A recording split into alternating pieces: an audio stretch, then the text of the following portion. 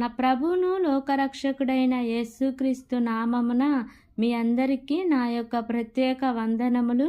ఈ ఉదయకాల సమయమున దేవుడు మనకిస్తున్నటువంటి వాగ్దానమును చదువుకుందాం.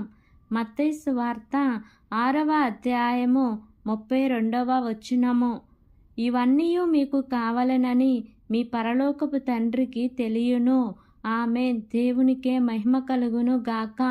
ఈ ఉదయకాల సమయమున దేవాతి దేవుడు ఈ యొక్క వాగ్దానము ద్వారా మనందరితో మాట్లాడుతూ ఉన్నారు.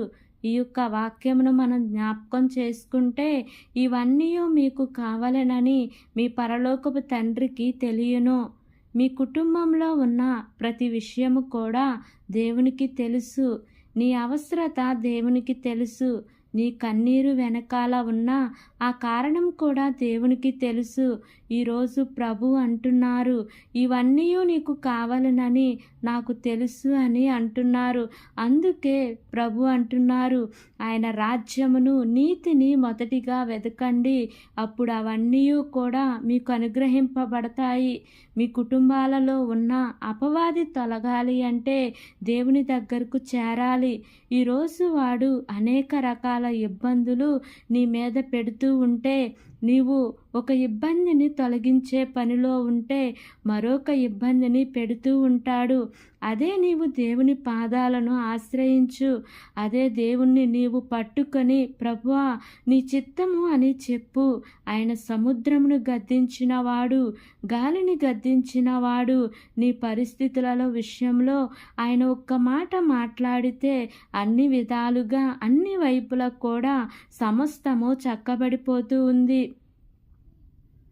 దేవుని మాటకు అధికారం ఉన్నది. దేవుని మాటను విని సాతాను పారిపోతాడు. ఈ ఉదయకాల సమయమున ఈ యొక్క వాక్యము వింటున్న ప్రియా సహోదరి సహోదరుడా, ఇవన్నీ మీకు కావాలనని మీ పరలోకపు తండ్రికి తెలుసు. నీ ప్రతి పరిస్థితి తెలుసంట దేవునికి.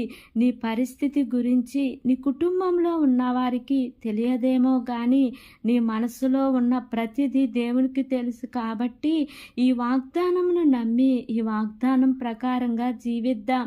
దేవుడి వాగ్దానము మనందరి జీవితములలో నెరవేర్చబడును గాక. ఆమేన్. ప్రార్థన చేసుకుందాం. ప్రేమ కలిగిన యేసయ్యా, కృప కలిగిన దేవా, నీకు వందనాలు తండ్రి. నీకు స్తోత్రంలో ప్రభువా, ఇంతవరకు నీ కృపలో మమ్మల్ని కాచి కాపాడిన విధానాన్ని బట్టి నీకు వందనాలు తండ్రి. ఈ ఉదయకాల సమయమున మీరు మాకు ఇచ్చినటువంటి ఇటు వాగ్దానాన్ని బట్టి నీకు వందనాలు ప్రభువా.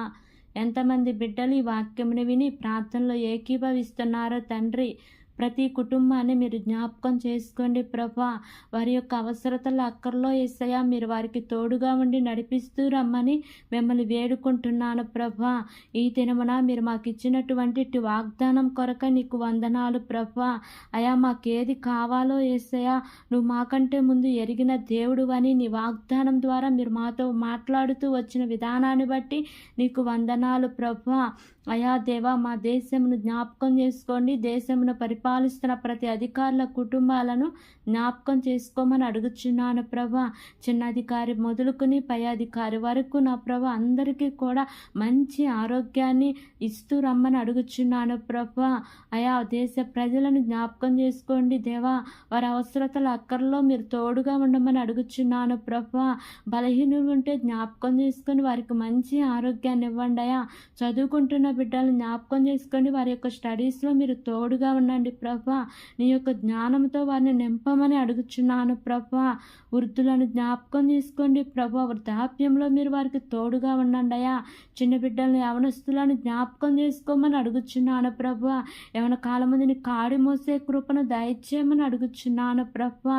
ఈ దినము ప్రయాణం చేస్తున్న ప్రతి బిడ్డను జ్ఞాపకం చేసుకోండి ప్రభా. వారి ప్రయాణాల్లో క్షేమాన్ని ఇవ్వండి. సురక్షితంగా గమ్యస్థానానికి చేర్చమని మిమ్మల్ని వేడుకుంటున్నాను ప్రభా. గర్భవతులుగా ఉన్న బిడ్డలను జ్ఞాపకం చేసుకోండి తండ్రి. సుఖమైన ప్రసవాన్ని మీరు వారికి అనుగ్రహించండి ప్రభువా. గర్భఫలాల కోసం ఎదురు చూస్తున్న బిడ్డలను జ్ఞాపకం చేసుకోండి తండ్రి. వారి యొక్క గర్భద్వారాలు మీరు తెరవండి యేసయ్యా. ఏ లోపమున్నను మీరు సరిచేసి వారి గర్భాన్ని పొందుకునేటట్లుగా మీరు చేయమని మిమ్మల్ని వేడుకుంటున్నాను ప్రభువా.